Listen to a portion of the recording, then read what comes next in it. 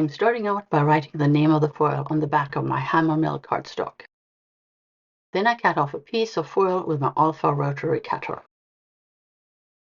I adhere it to the cardstock with a piece of washi tape so it's ready to be foiled. I have 24 different glimmer foils.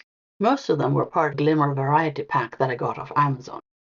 Some were included in the monthly Glimmer subscription or with the machine itself. I'm swatching them so I know what I have and can compare them.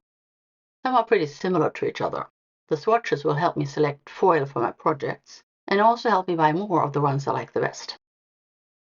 I've already cut lots of pieces of hammer mill cardstock to use for the swatches. That's the cardstock I use for foiling, so it makes sense to use it for my swatches too.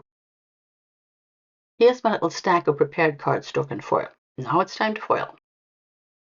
For my swatches, I'm going to use a Hummingbird Better Press plate. It was included in a set called Flutter into Spring. The set also included a die for the Hummingbird that I'll use later in the process. The light is green, so I can put my plate on the Glimmer machine, add the cardstock with foil and the shims, and press the timer button. My die cutting machine is a Spellbinders Platinum 6. It sits just off camera on my right. Here's the first swatch. It's Satin Metallics Champagne. Isn't that pretty? I just love foiling. There's some overfoiling, but for my swatches that doesn't really matter. This foil is called Speckled Aura. It's one of several gold tone foils in my collection. This is Aura Gold. I'd call it a holographic gold. Super pretty effect. It would be great for a big, bold sentiment. This foil is just called gold. It's a classic yellowish gold. Here's Matte Gold. To my eye, it looks a bit greener than the previous gold. Given how close these different versions of gold are, you can see why I wanted to create swatches. I think I have at least 2 more gold-toned foils. I'll show them all together at the end of the video so you can see the differences and similarities. After I'd foiled all of my foils, it was time to die cut and label my pretty hummingbirds. I used my Dymo labeler to create labels for all the foils. Then I die cut each bird, erased the foil name on the back of it, and placed the label in instead. I used my little sidekick for this die cutting. I wanted to thread all my swatches on a book ring, so I made holes in them with my crocodile. To help me place the hole in the same position on all of the birds, I die cut an extra bird and placed the hole exactly where I wanted it. Then I aligned the template with each foiled bird and drew a circle through the hole. That worked really well because they're perfectly aligned. Finally, I sorted my birds in rainbow order and threaded them onto a book ring. Here are my pink and peach swatches.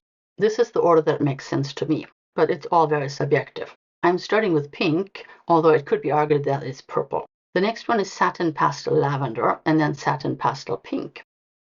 The Satin Pastel foils came from a 4-pack that also includes peach and mint. I really like the pearlescent shine. It's a bit more understated than other foils. Satin Rose Gold is from a 4-pack called Satin Metallics. They're quite different from the Satin Pastels, even though they both have satin in the name. Here's the Satin Pastel Peach, and then we have Copper, which shades more toward yellow. It turns out I have 7 different gold foils. I think that will be enough for a while. Aura Gold has a very pretty holographic effect that makes it really hard to pin down to a specific spot in my rainbow order. But to me, it reads more orange than the other gold swatches. Satin Gold is from the same pack Satin Metallics as the Satin Rose Gold. Then we have Polished Brass and just plain gold. The plain gold came with my Glimmer machine. On the next row, the gold tones are starting to shade a bit more toward green.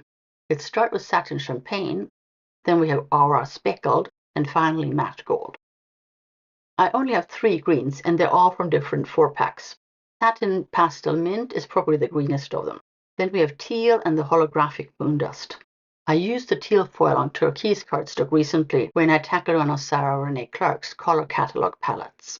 I'm wrapping up with the silver foils. I didn't know how to order them. They all read as neutral to me. Satin Pewter, Pewter, and Silver are all great options. I particularly like the Pewter for a darker tone than many other foils. It makes for great contrast on white cardstock. The bottom row is all holographic. Prism is just holographic. Silver Holographic Facets has large blocks of holographic effect, and Silver Holographic Speckled has smaller speckles of the effect. Very eye-catching. That wraps up my swatching for today. I'd love to hear what foil colors and effects you like in the comments. You can find links to everything I used in today's project in the description box below, as well as in my blog post on valley-oak paper.com. Thanks for watching. I'll see you next week.